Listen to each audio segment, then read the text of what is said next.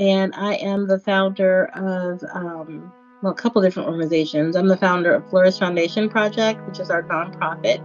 I'm also the founder of FISAPS.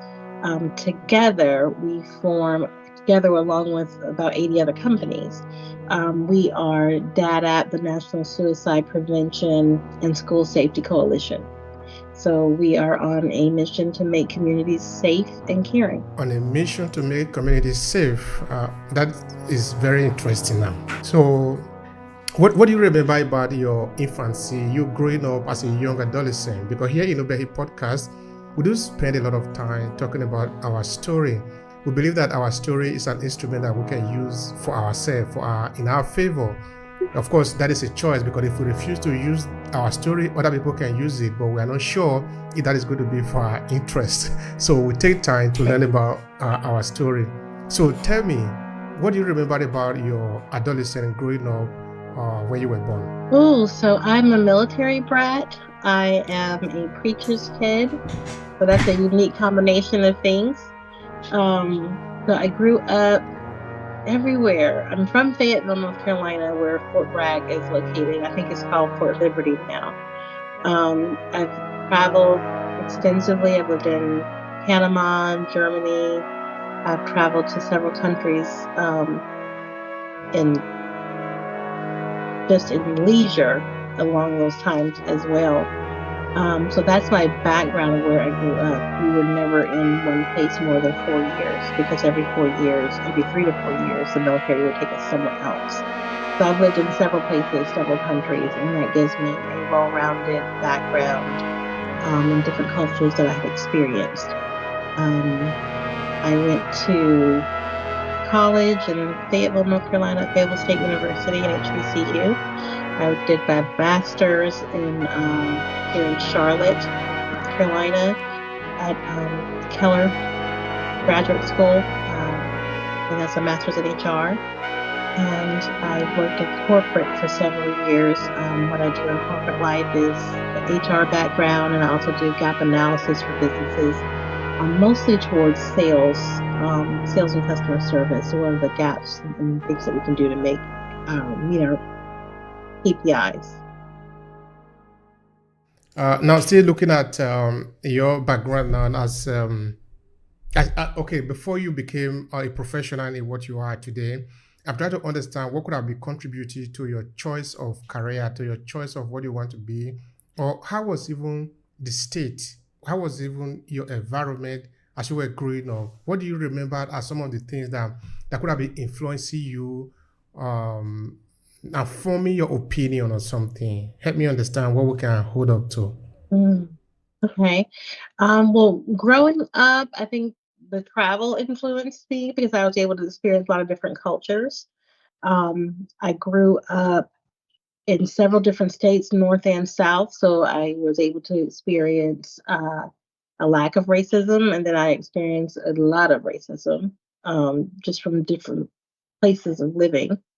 And then I was able to spend my teenage years mostly in Germany, where it was a completely different culture because everyone was just happy to see someone that was also American. So it was a much more blended culture where everyone just, we didn't really see race there. So that was influencing. And then as far as where I am here now, what that story is, I've actually fell into where I am. So sometimes your life experiences kind of propel you and push you and cause you to pivot. And that's what happened to me and my family. My oldest son has cerebral palsy, so he walks with a significant limp. And when he transitioned from middle to high school, there was a lot of bullying and different things of that nature where it got to an extreme level where he was rushed from school by ambulance, 2 concussions, because the kids picked on him based on how he walked. Um, Following that, he attempted suicide, which is how I got into the suicide realm of my life. Because I did what I knew to do, which is gap analysis for businesses. So I did a gap analysis on teen suicide, what's driving it, what is helping, what services and programs help make a difference, because I was looking for something that would make a difference with my child. When you get to children in counseling, the children are the highest group for non-compliance, for not going to their scheduled appointments and things of that nature, because we're giving kids a an adult solution, but they're still in a mindset of a child.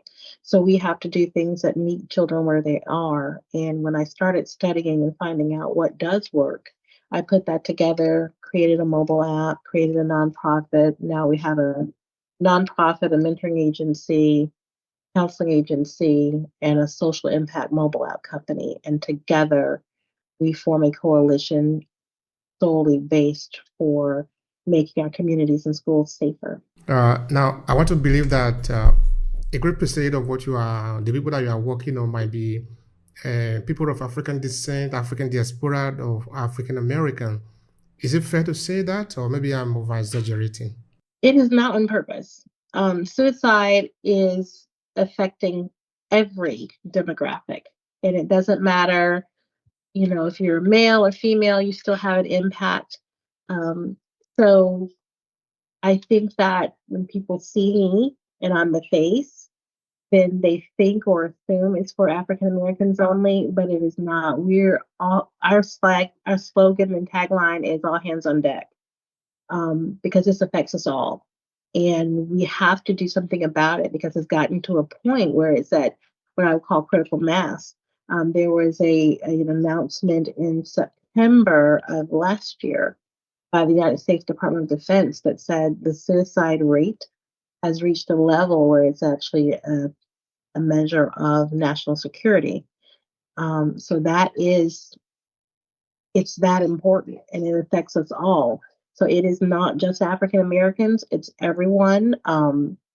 But the people that have come in, as we're completely 100% volunteer staff, is who we have at this moment. But we welcome everyone and we want everyone to be involved.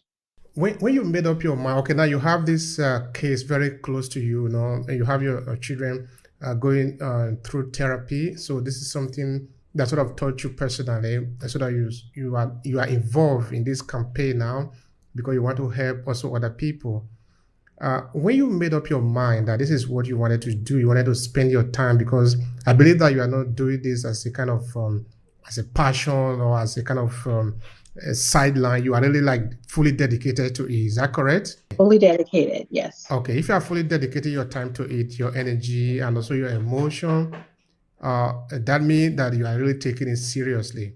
So when it got to that point, what did you have to do? Did you was it at that point that you got in contact with other people to say, hey, let's study what we can do, or did you just started to move around, try to spend all your energy to see what can work for you? Then other people then decide to come and join you. Help me understand. I'm trying to understand how you manage to form the basis, the frame of what you are working on today. Honestly, it started on social media. I made a post, and that particular post, I don't know if it really got to the level of viral, but it went crazy for a while. And the original post was, "Hey, I have this child that is suicidal, and I'm afraid to go to work. I can't go to work comfortably because I'm afraid what he might do when I'm not here." But I was a single mom and I needed to go to work. So you have these things pulling at you. So what